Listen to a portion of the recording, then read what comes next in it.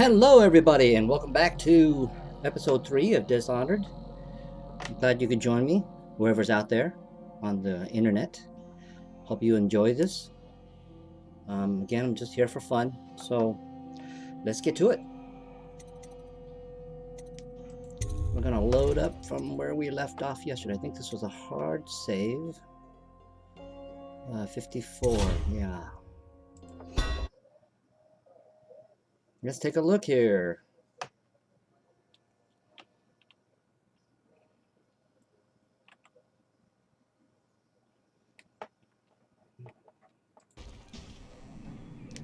Alright, where was I? Okay, I think I remember now. We just got up to the bed, and I think it's time to take a... Oh, there's some money.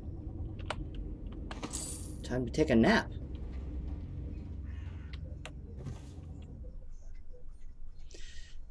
Yeah, I'll go to sleep.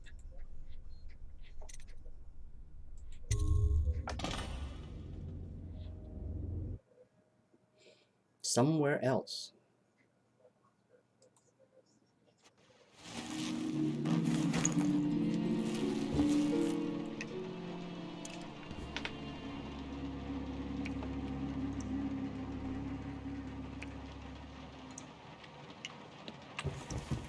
Well, it's raining like it is out here in Southern California.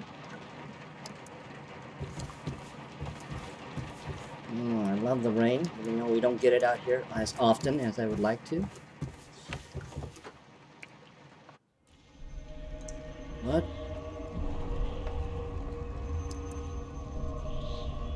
Okay, something is happening. Let's take a look-see.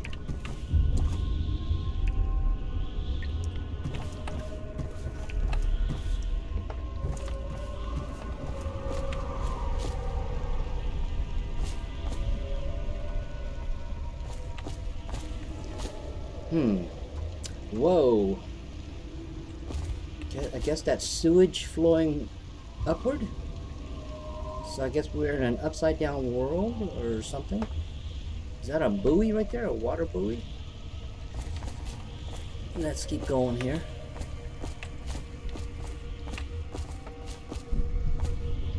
What is that?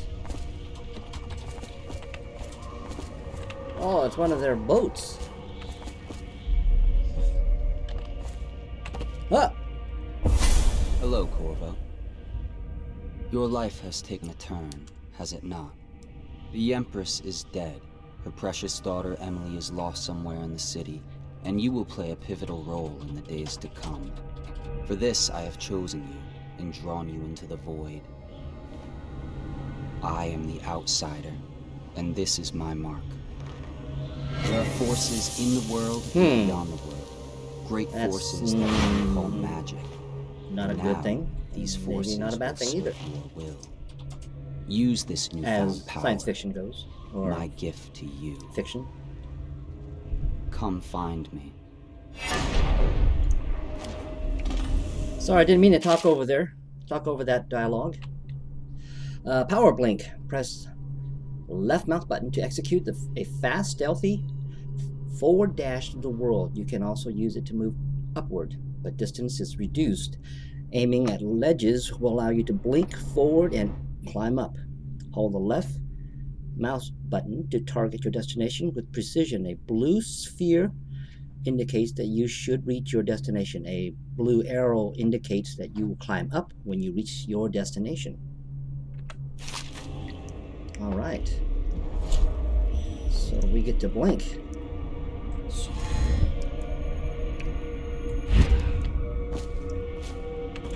Oh, this looks like where we were at the very beginning.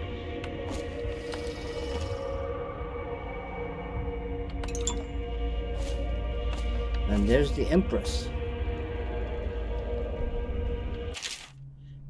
Fallen letter. You cannot save her. You cannot save her. You cannot save her, etc., etc., etc. Okay. Well, that's very unfortunate. He tried.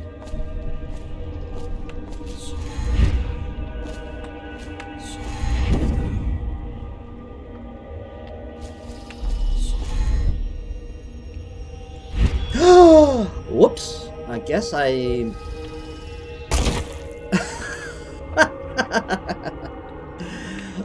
That was not my intent. Oh, that's a bloody landing. Okay, let's try this.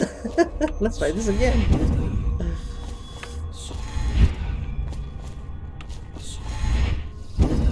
Okay, remind me not to blink into empty space.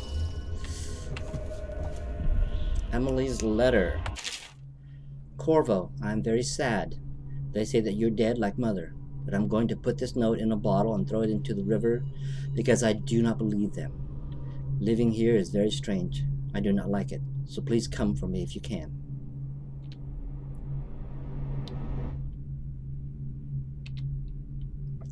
Alright.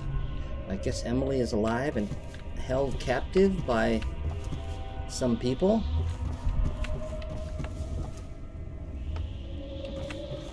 These guys need a shave and wash their face.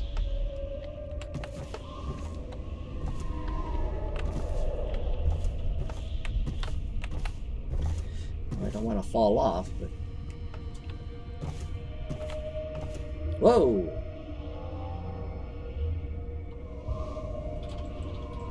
There's one of those whales.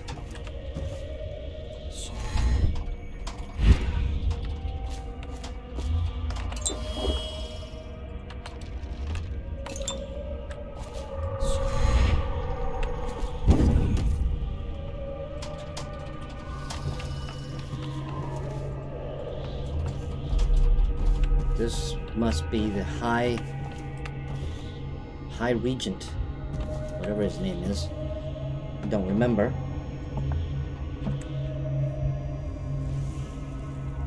And they are... I guess he's planning new plans for our area, this wherever that is. Dunwall. There you go. Oh, there. What is this?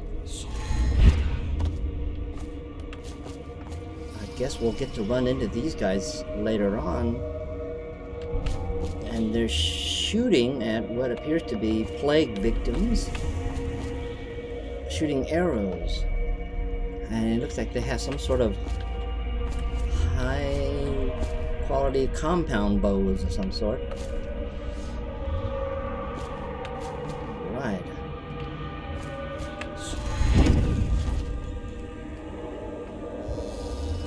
Oh, there's a better picture of that whale.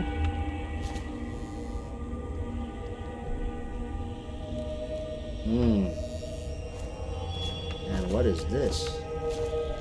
It's nothing.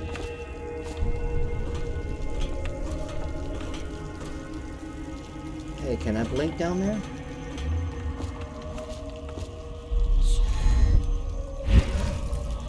Oh no! Okay, blinking. I gotta learn how to blink. Wait a minute. Where does the ladder go? Where does the staircase go? Don't want to skip out. Oh, I could have just blinked down there. Weak.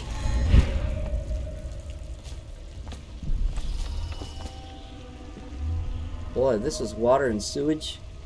You know, in modern America, we have a problem. Is that a fish? Oh yeah, it is a fish. Cutscene. In the days that follow, your trials will be great, Corvo. Seek the ancient runes bearing my mark in the lonely places of your world, and at shrines raised in my name. These runes will grant you powers beyond those of other men. To help you find these runes, I give you this, the heart of a living thing, molded by my hands. With this heart, you will hear many secrets, and it will guide you toward my runes, no matter how they may be hidden. Listen to the heart now, and find another rune. I guess he's some sort of, Oh, the heart. Equipping the heart in your left hand helps you locate bone charms or runes, even through walls. The heart beats and lights up when you are facing a bone charm or a rune, and it beats faster as you get closer. The heart will whisper secrets if you press the left mouse key button while targeting a person or a location. Alright, let's do this. This place is the end of all things, and the beginning. All of time's meaning is here. Neither seconds, nor centuries. Someday this place will devour all the lights in the sky. The one who walks here is all things. Cradle songs of comfort in bones gnawed by teeth. This is the place from which those who dabble in black arts draw their power. And this place is their doom. I can feel the great age ending. This place is the end of all things, and the beginning. This is kind of like a personal hell, I suppose.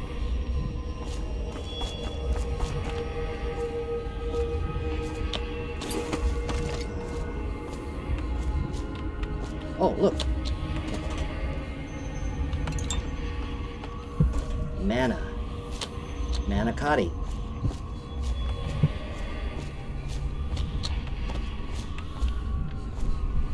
Alright, let's keep going. Oh, this place looks familiar. Wait a minute. This looks like a building on its side.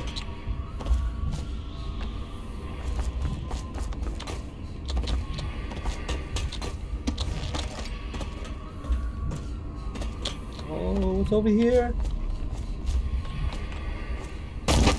Oh. Oh, it's just the entrance to the...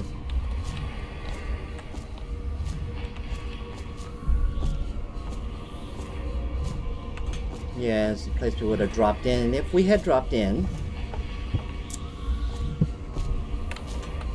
Wait a minute. Okay, I guess we're dropping in. More.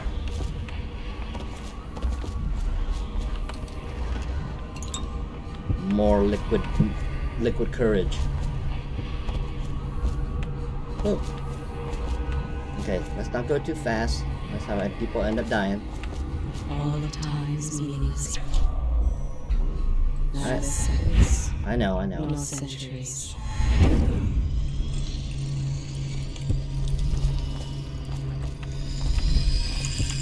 So it makes a sound. This is a rune.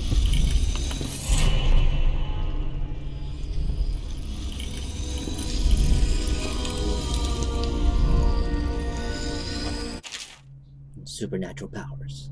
Once you've collected some runes, open the journal and go to the power section to exchange them for powers.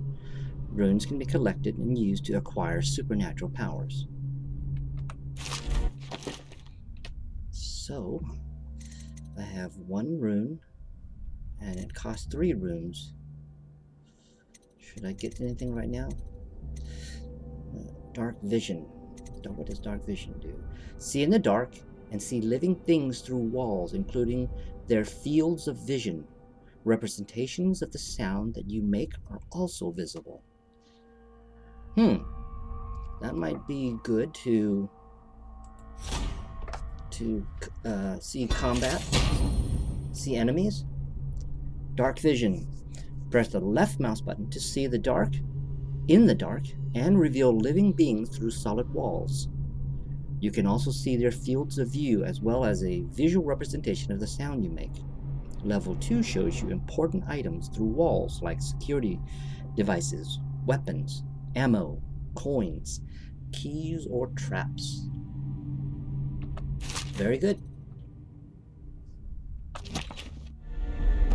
How you use what I have given you falls upon you, as it has to the others before you. And now I return you to your world, but know that I will be watching with great interest. Back to the Hound's Pub.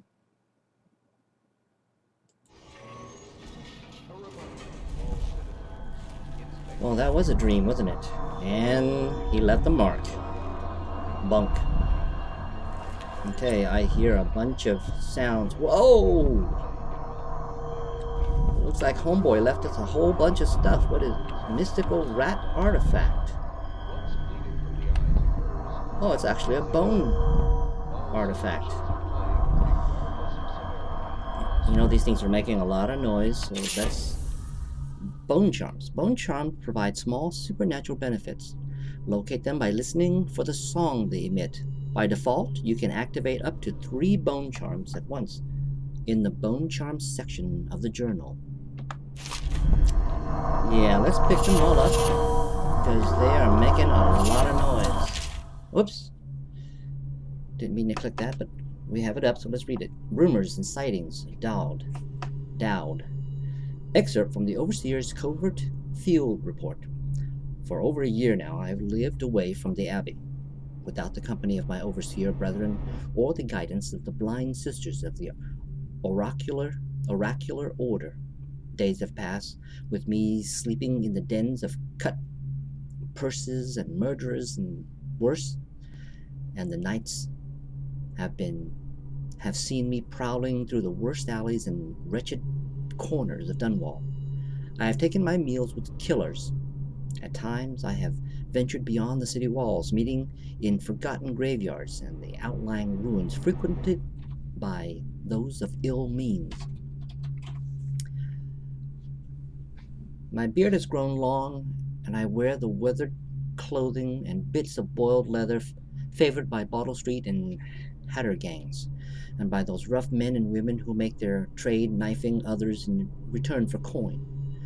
My hands have run red with blood, it's true, but I have selected my targets with care, choosing among those criminals and heretics who were not fit to live, executing them justly and using their death as a means of building my reputation. So far this trick has allowed me to make my name among my murderous colleagues without taking the lives of the innocent. Well, I guess he's a Robin Hood of sorts, not robbing, but my goal is singular. I must impress the assassins named Dowd in order to get close to him. Oh, he wants to get in good with this Dowd character. Of all the practitioners of black magic we have tracked, none concern the Abbey as much as Dowd. It is said that his mother was a witch from one of the archipelagos off the Pandician coast, taken captive by pirates venturing far from the Isles. According to the legend, by the time the ship returned, the captain was dead and the witch controlled the crew, and Dowd still a shadow in her belly. The earliest stories tell of a gang killer without mercy, moving among the shopkeepers and city watch officers of Dunwall like a reaper through the wheat. Then a period of silence followed. Years we now believe he spent traveling the Isles, studying anatomy and the occult in the great halls of learning and the hidden basements frequented by fellow dabblers in the forbidden arts. Dowd is even purported to have spent a winter in the Academy of Natural Philosophy itself, and for a time, without a schism developed, he counted the Brigmore witches among his allies. All the while he honed his craft, and it is during this time that we believe he began to consort with the outsider. New reports emerge of a dusky-skinned assassin paid by the elite to eliminate their rivals in Dunwall and in the other major cities across the Isles. Those who saw him and lived numbered in the handful, but all of them reported something strange. He appeared and vanished like smoke from a nearby rooftop. He gestured and a noble woman stumbled from her balcony, falling to her doom on the cobblestones below. Most recently, as the new threat of plague has risen in Dunwall, Dowd has been seen leading a gang of men in dark leather, dressed as factory whalers in their vapor mask. They seem loyal beyond comprehension for one so unworthy, leading me to wonder if some of his magic is dedicated to lulling their minds and enslaving them. Only a month ago, one young girl claims to have come upon a strange scene. Carrying a bottle of milk home to her crippled brother, she was taking a shortcut through the tailor's district. In a narrow street, she passed beneath the window and heard unusual sounds from within. Pushing aside the ratty curtain, the girl saw into the abandoned apartment used by miscreants for gambling and trading haberweed. An occult shrine has been erected against the far wall, and she recognized from the teachings given by her local overseer, a man she describes as resembling Dodd, was kneeling before the shrine, muttering to an unseen spirit as if in argument. He took a carving made of pale bone from the altar before him, and the lights all went out in a gush of unclean wind. Quiet as a field mouse, she slipped away, running until she reached her home. There can be no doubt, Dowd is an agent of the outsider and must die, for there is no limit to the evil this man might do. This is my solemn oath, and the great purpose of my life. Until Dowd is dead, and his corruption has been purged from the world, I will continue to move among the depraved, winding my way toward him. I will not drop my guise or don my overseer's mask again until Dodd breathes no more.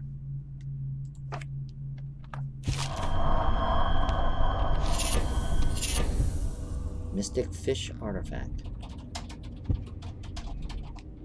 Okay. There was another book over here. Let's see what this is. Hopefully we won't do too much reading in this episode. Looks like we're doing a lot. Field survey notes. The Royal Spy. Excerpts from the personal memoirs of Hiram Burroughs, dated several years earlier. This is the fourth day, month of high cold. Progress continues on the suppression of gang activity in the distillery district, but more slowly than I expected. The ruffians operating there have been cunning. I'll grant them that, but it's only a matter of time.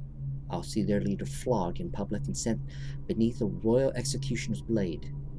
If I had my way, that mute buzzard would be, or I say bastard, would be working night and day removing the heads that need removing. Internally, the Empress does not seem pleased with my investigation. It seems that it is beyond her thinking, against her very nature as a trusting person, to believe that traitors move among us. But I know they do. They must. No, Jasmine would rather spend her time with the royal protector. At least he's likely to stop any immediate threat to her safety. But a strong arm is not what is needed against those who would undermine us. How will Corvo's sword stop a poisoned wine glass or an explosive delivered by courier? It will not. There are many threats around us, threats requiring meticulous efforts to police. Young Lady Emily is undisciplined, I'm afraid. Here within Dunwall Tower, she receives instruction from the finest tutors known in the Isles, yet her mother spoils her and spends most of her time lost in imagination, wasting her time drawing or asking Corvo to teach her to fight with wooden sticks. The girl might rule the empire someday. Every moment spent at play is a moment wasted. Shoring up security for the main gate leading into Dunwall Tower has been another pet project of late. To think that back in his day, Emperor Caldwin left it open to the public during the day, allowing anyone to come and go as they pleased. If it were up to me, I'd seal off access to the streets entirely. The Empress won't hear of it. The water lock is much easier to protect, and it is the only way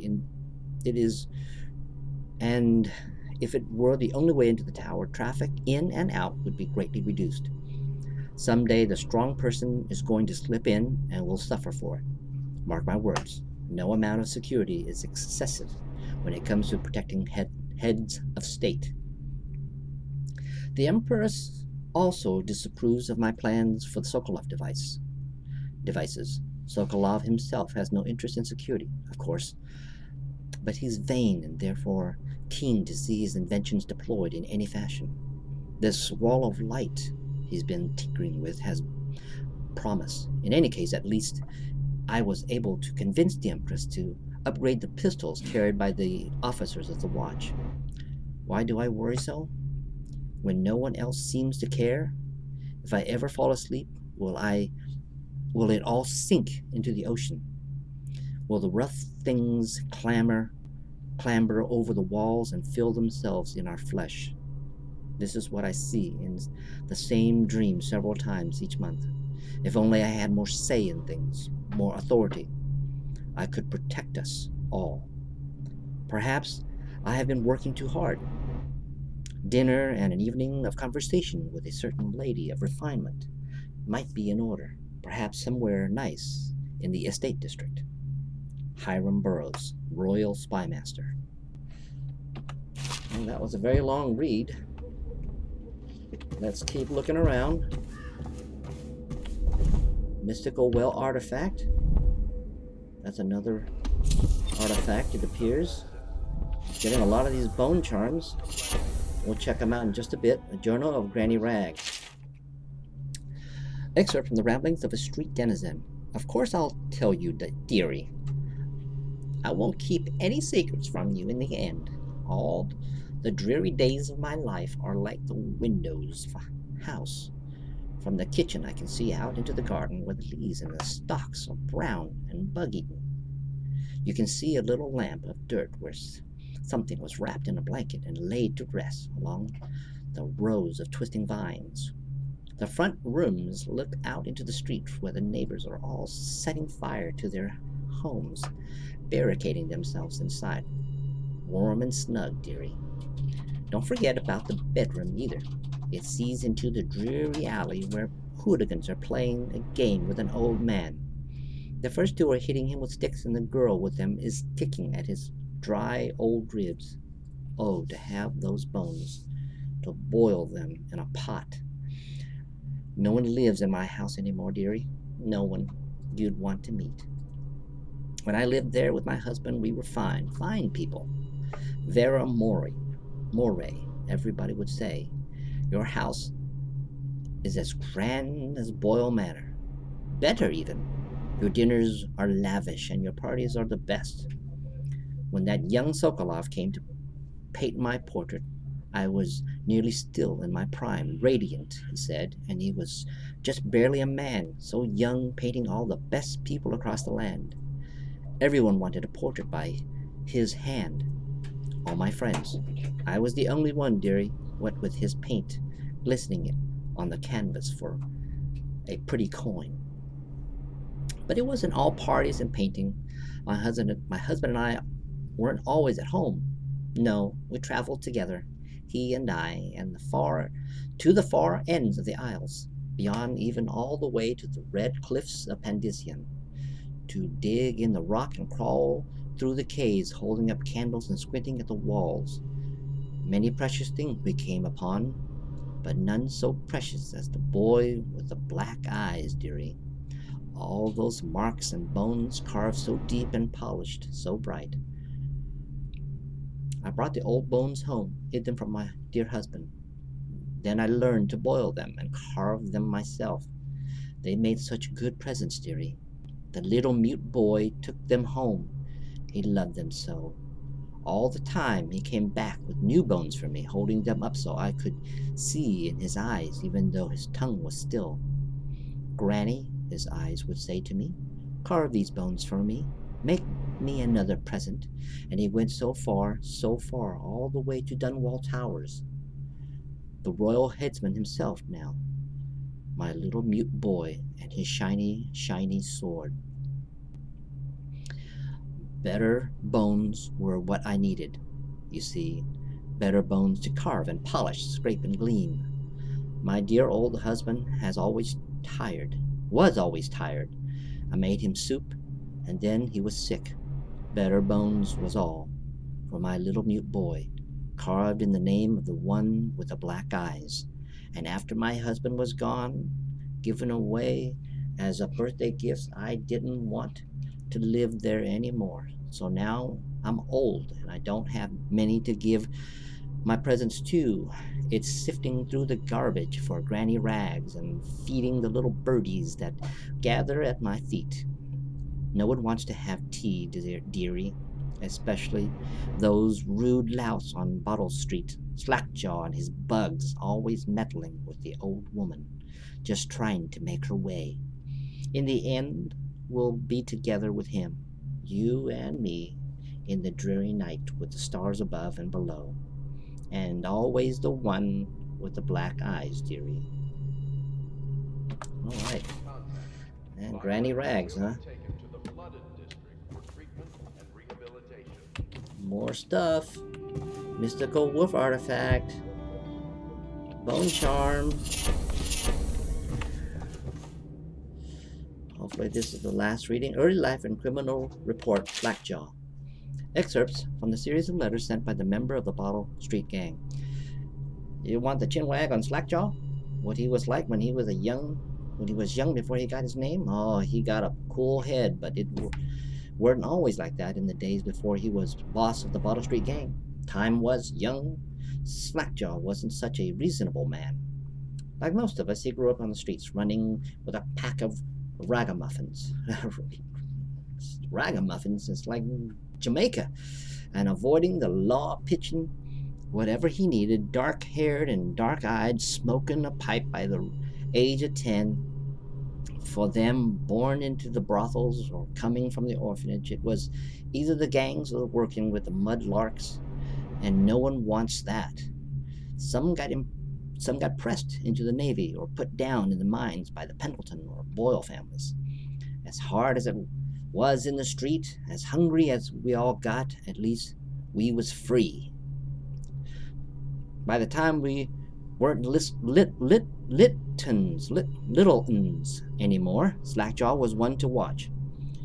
Usually calling the shots when we took down a farmer's cart or a sidewalk street vendor. He'd come up with a plan, give everyone some part to play, and decide on the split. Most of us just went along, because we learned fast that we made out better like that. More food, more coins. Plus, none of us wanted to deal with Slackjaw when he was in a rage. He worked on a couple of big jobs with Black Sally across town, and that was enough to get the attention of other bosses. He wasn't just a street kid anymore. Now he was an up-and-comer, which meant trouble. Another guy who fancied himself as such was Mike the Fish, who was working his way up running the protection racket along the factory woman. One fine evening, we're all taking in a bawdy show in the theater house. Mike the Fish and his lot was there in the cheap seats too, just down the aisle from us. Mike gets a wild idea. He wasn't big on planning, and throws a heavy ceramic spittoon at Slackjaw, hits him square in the face and breaks his jaw. We look to see if there's gonna be a blood brawl, but Slackjaw just points at the door and we all leave, with Mike laughing at our backs. Waking up the next day without telling us why, Slackjaw motions for us all to follow. He still can't say a word, so we just come along. We stop at the docks, and Slackjaw pays coin for it. A heavy chain covered in hooks. It's for fishing in the deep. Something you'd attached to a long line off the side of the ship. It's about 4 feet, made of thick links, and there are sharp hooks coming off of it at different angles. Slackjaw got that thing wrapped around his left arm, dangling at his side. Not sure how he knew where Mike the Fish was staying, but when we reached his girl's house, Slackjaw throws a bottle through the window just like that.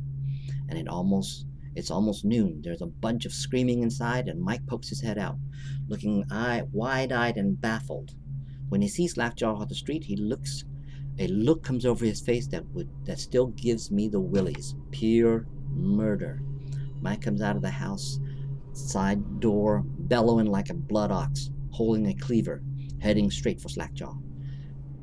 When they came together in the street, Slackjaw spins, and the sharp hook bite deep into Mike's arm and shoulders. He screams as Slackjaw, but Slackjaw holds onto the chain. He's standing there with Slackjaw, with his jaw broken, clenched tight, and with the chain wrapped around his left arm, hook sunk into Mike's flesh, just knifing him as fast as he can. Mike couldn't fight very well, hooked like that, and using his left hand, but he was a big guy, and it took a lot of stabbing before he went to his knees. Everyone was cheering at first, but then we all went silent. It just kept going and going until it finally just Mike, the fish, blubbering, crying like a baby, and the sound of Slackjaw's knife. When it was over, and here's the brilliant part, Slackjaw took out a note and stuck it to Mike's face with a nail. It just said, "If you want a job, come to Bottle Street." Slackjaw didn't talk right for a couple of months, but word spread fast.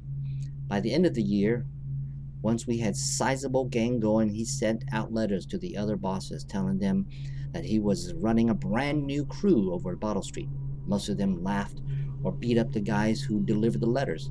Green-eyed Trish even came back missing a thumb, but apparently Slackjaw was expecting that kind of reaction and had a backup plan.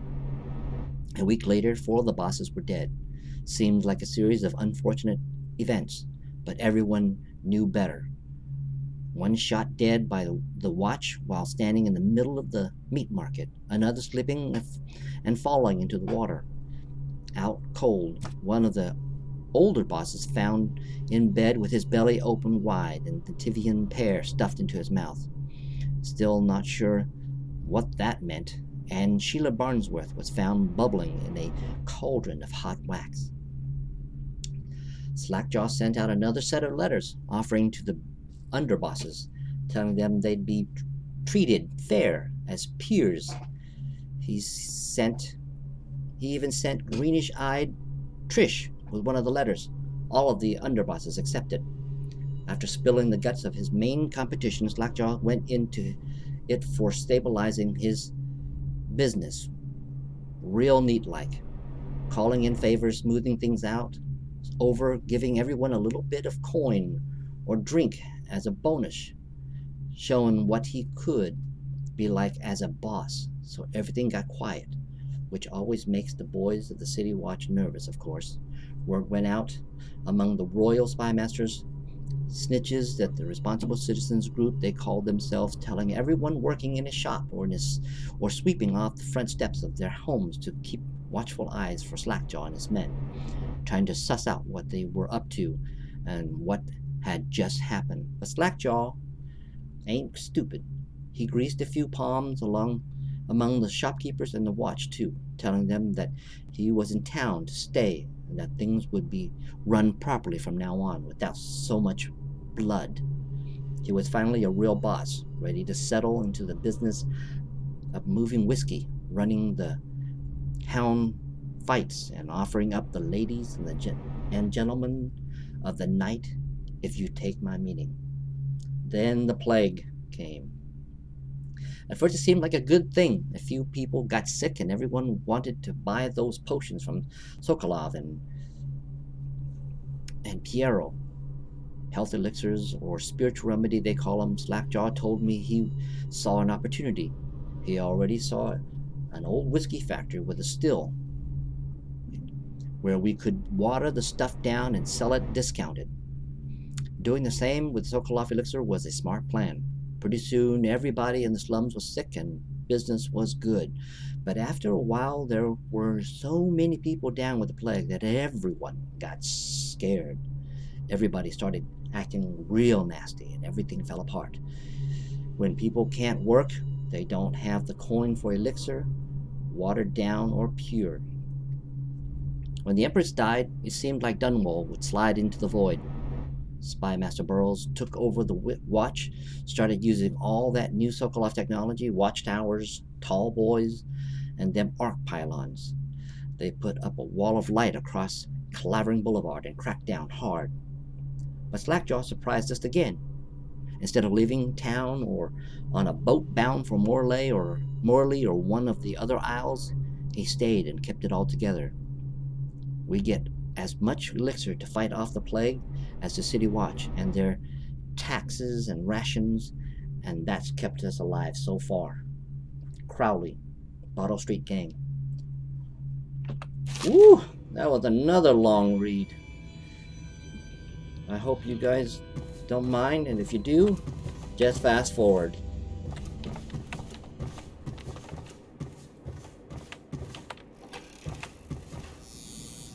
The heck? Okay, what are we doing now? Okay, let me take a look at that. Our task. Okay, we gotta speak to Havelock. Optional rune. Use the heart to find the rune near the Hound's Pit pub. Okay, now we got a bunch of bone charms, so let's take a look, see here.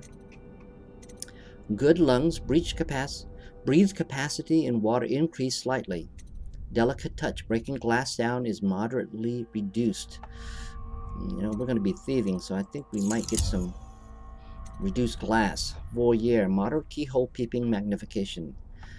That's not useful to me. Enemies miss more often with arrows and bolts. Like that. Raven, drop assassination gives you a bit of health. No, I'm going to try to avoid killing as much as possible. At least that's my gameplay. Swim speed increased slightly. Is there swimming in here? I guess there is. White Rat's friends. White rats won't attack you. Okay. Gutter feast. White rats can be consumed for mana. Oh man. Okay. Power effect slightly improved. Oh. I got one left. Fire water. Shot whiskey bottles explode with greater intensity. Blast resistance. Damage from explosions reduced slightly. And then fencer. Win sword versus sword contest more frequently. Okay, I'll take that one. Okay, we're 7 of 7. What is our inventory? Okay. Oh, we got 2,000 coins. Excellent. And we have 0 runes. Okay, we gotta try out dark vision.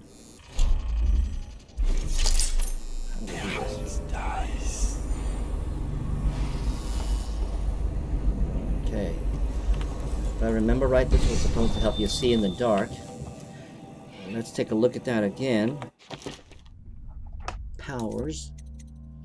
See in the dark and see living beings through walls. Okay. Alright. So let's get down to see Havelock here. Should I clear space for Samuel then? If you like, but he won't use it. Why? He can't sleep in regular beds anymore, or that's what he says. Says he was in the Navy too long. Can you believe it? Oh. That pile of wood out there? It's a hovel he built from an old rowboat. Where does Admiral Havelock find these people, I wonder? Well, let's go find Havelock. And I think he might be in the pub. Well, let's get down to it.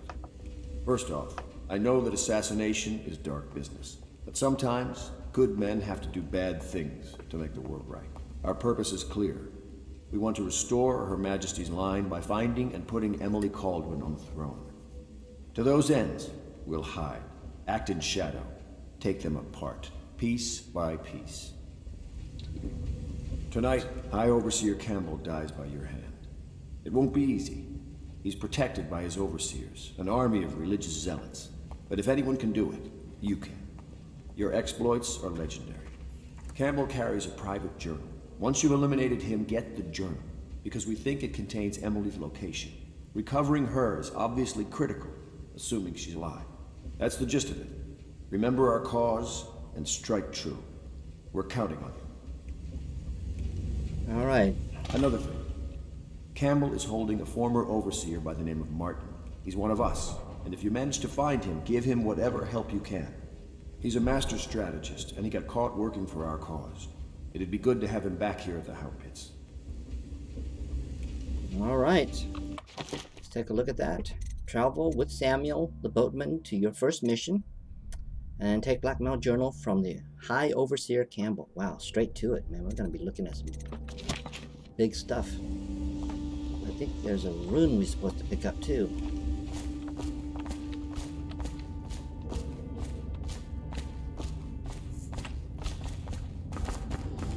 There's a rune here at the... Dunwall.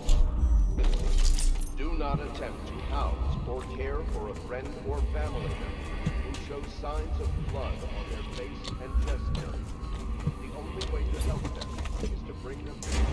Oh! I did not want to go up. Ah! Guess I'm jumping in.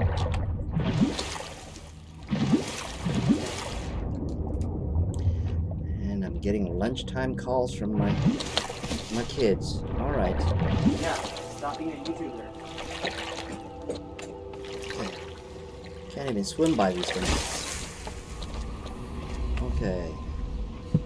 I think this might be it for me. I'm going to probably finish up with this rune. And then... call it a... Oh, look here. Extra spaces. Save myself from having to go.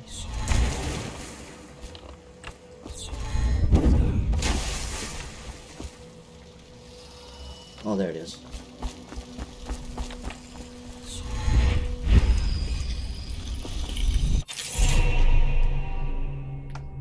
Play your way powers. The powers you obtain from the runes can be used creatively to defeat enemies or move through the environment. Blink from roof to roof, possess rats and fish, or slow time before rushing a group of enemies. Alright. That's the rune. And I think we can be done here. Can we... Let me get back to where...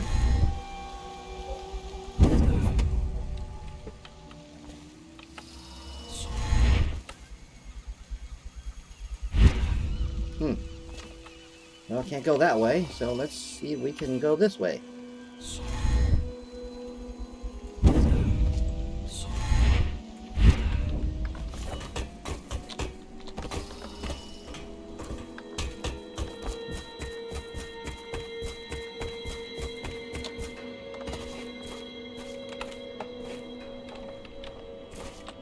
Oh, Corvo. Cutscene. Corvo. Hello. I'm Callista. I work here for Admiral Havelock. I'm sorry to intrude on your business, but this is important. I suspect you're going to kill the High Overseer. That wretched man. There's really no reason for you to listen to me. But my uncle, Jeff Kernow, still serves as captain in the City Watch. But he's a good man, and my only family. The chatter in servant circles is that Campbell just took delivery of an exotic poison. And I think I know why. My uncle's not corruptible like the rest of them. Campbell is going to poison my uncle. Do you think you could protect him? You used to do that, right? Before you had your current profession. Before you became an assassin. Jeff Kernow. I believe he was the one that we were traveling with, and we came home on that boat. But I think that's it, folks. I'm nearing 50 minutes here, and I'm going to call it right here, and hopefully we can pick up where we left off on the next episode. Thanks for joining me, and hope to see you next time.